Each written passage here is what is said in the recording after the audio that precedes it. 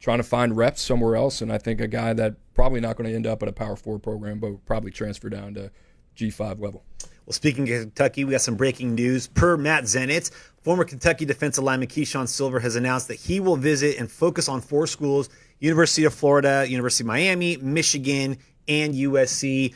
We have 3 schools that have kind of played the portal pretty heavily, especially Miami and USC. Florida doing a little bit more, but Michigan, a little bit of an outlier in that they kind of tended to lean towards the homegrown talent. But those 4 schools involved with Keeshawn Silver, we know defensive linemen are going to be at a premium. Yeah, dude's about to get paid. When you talk about those 4 schools, I mean, that's what it is. Florida, Miami, now Michigan. We saw with Bryce Underwood, so they set that precedent. And then what was the 4th one? Was it USC? USC. Yeah, so, you think about Silver, what he brings to the table. It's really just size. I mean, you talk about a nose guard there with, one technique that can do a lot of different things. But, former 5-star guy that I think a lot of people expect a lot of. And then with Michigan, you look at them, Mason Graham off to the NFL, Kenneth Grant off to the NFL. So they're going to have to plug some things there. Miami, always going to be aggressive with what they do up front. Florida, another team that obviously trying to reinforce the trenches and make a playoff run. And then USC, we talk about it all the time. Where do you get your beef from? They just went down to New Orleans to get Jakeem Stewart. They need to fortify that defensive line. Bear Alexander was another guy that they lost in the portal. So they're always going to be opportunistic. And, Silver is one of those guys. I'll pull up my rankings here, and these are changing by the minute. But Silver is one of those guys we have in the top 25. He's ranked number 25. We have a 90 grade on him. And you know it as well as I do. This guy could be 75% of his potential and get drafted in the late day 3 just because of kind of what he offers from a size standpoint at 6'4", 335. So I think there are a lot of teams really intrigued with the idea of Keeshawn Silver. And, when you're getting a 1-year rental, why not, right? I know that a lot of scouts, NFL scouts, love him. But again, what's missing? Production and consistency. And when you talk about those 3 teams, SC just moved into the Big Ten this year. What do they have to get better at? Trenches. Michigan losing 2. What do they have to get better at? Trenches. Miami, they understand that in order to compete and get into the playoffs again, trenches.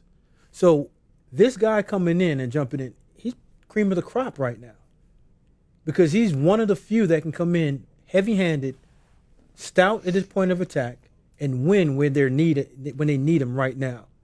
And that's in the Big Ten or SEC. You can call Miami ACC, but they're really wanting to compete to be in the top 12 team. And if you're Keeshawn Silver, I mean, it makes sense. I just talked about it. Jaheim Otis, big body, didn't play a lot, had some medical issues. Bear Alexander, off the field issues. So you throw in Silver, and all of a sudden here's a guy that started 22 games and he's looking pretty good. And the guys behind him are guys with not a lot of production. So it's really, really, really difficult to find those type of body types and those guys that can produce. And Coop, here's a crazy thing. A lot of people don't look at Michigan and saying they got money. How foolish are they? Michigan got a ton of cash, and they're one of the dark horses that's sneaking up. And everyone you look around and say, where are they getting this money for? They just keep on getting players. They weren't like that up until this year. Listen, obviously they were not. This is one of the teams that if they chose to tap into it, they were going to be one of the more difficult teams. We have not seen Michigan this aggressive in the NIL era until this year. Kind of started with the quarterback, and now the dominoes have appeared to be fallen, and now you see a team that's aggressive, kind of going all in right now. But when you see Oregon pop up, and it's showtime, and you see that the only way that you've beaten Ohio State, just because they're afraid of you this year, but the talent level got to go up in terms of Michigan in depth. You can't go out there anymore and be sluggish and play 22, 21, 12 personnel ball and last. They're saying, hey, listen, we got money, we'll put it all in because that's the new era that we're in. And I think Michigan's a dark horse in showing people that we're in here to play with the big boys.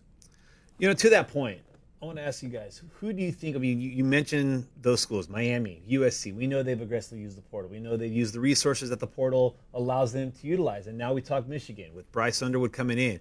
The reports that Larry Ellison is now involved there. And, the ultimate fantasy football roster and having the resources to do that. But who are the schools, do you think we'll see the same usual suspects being aggressive? Or some schools, after Florida State went heavy in the portal a year ago, do we anticipate that a school like a Florida State is going to be aggressive in the portal again? Or did they maybe learn their lesson? Obviously, high school recruiting hasn't been great, But are there some schools in addition to Florida State that, may be changing their approach to the portal in this particular cycle? I think with Florida State, they're so deep down the rabbit hole that, he's got to win this year. And Mike Norvell, that they got to go back to the portal. That they got too many important, critical positions that they got to get right, starting with quarterback. Long term, if you're Mike Norvell, I think you have to get back to high school. It just really depends, right? I mean, some of these